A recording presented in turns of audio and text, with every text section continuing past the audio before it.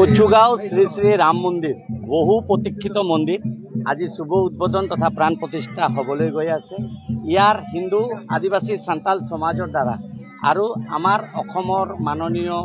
মন্ত্ৰী শ্ৰী অশোক সিংহলজীৰ ব্যক্তিগত প্ৰচেষ্টাত এইখন মন্দিৰ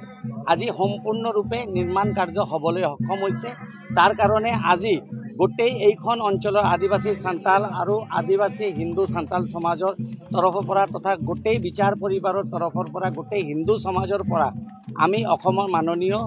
মন্ত্ৰী শ্ৰীযুত অশোক সিংহল দেৱক আমাৰ তৰফৰ পৰা আন্তৰিক তেওঁক ধন্যবাদ জ্ঞাপন কৰিব বিচাৰিছোঁ। কাৰণ তেওঁৰ ব্যক্তিগত প্ৰচেষ্টাত আজি হিন্দু সনাতনী সংস্কাৰৰ যি পবিত্ৰ আমাৰ যে তাৰমানে মৰ্যাদা পুৰুষোত্তম শ্ৰী শ্ৰী ৰামচন্দ্ৰ দেৱৰ মন্দিৰ আজি কচুগাঁও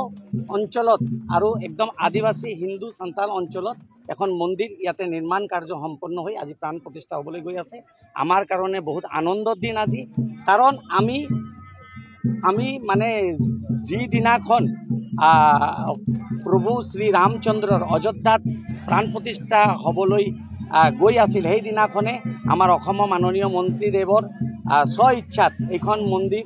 মানে নিৰ্মাণ কৰা হ'ব বুলি তেওঁ তাৰমানে কথা দিছিল আৰু তেওঁ তাৰমানে কথা মতে কাম আৰু তেওঁ ইতিমধ্যে এইখন মন্দিৰ নিৰ্মাণ কৰি সম্পূৰ্ণ ৰাইজক আজি উৎসৰ্গ তাৰমানে কৰি দিলে। আৰু ইতিমধ্যে অলপ পিছতে আমাৰ অসমৰ মাননীয় মন্ত্ৰী শ্ৰীযুত অশোক সিংহল দেৱে আমাৰ লগত ভাৰ্চুৱেলি তেওঁ আহি এইখন মন্দিৰত শুভাৰম্ভ আৰু তাৰমানে উদ্বোধনটো মানে তেওঁ তাৰমানে কৰি দিব। আৰু আমাৰ ইয়াতে বিচাৰ পৰিবাৰত ৰাষ্ট্ৰীয় স্বয়ংসেৱক সংঘৰ আমাৰ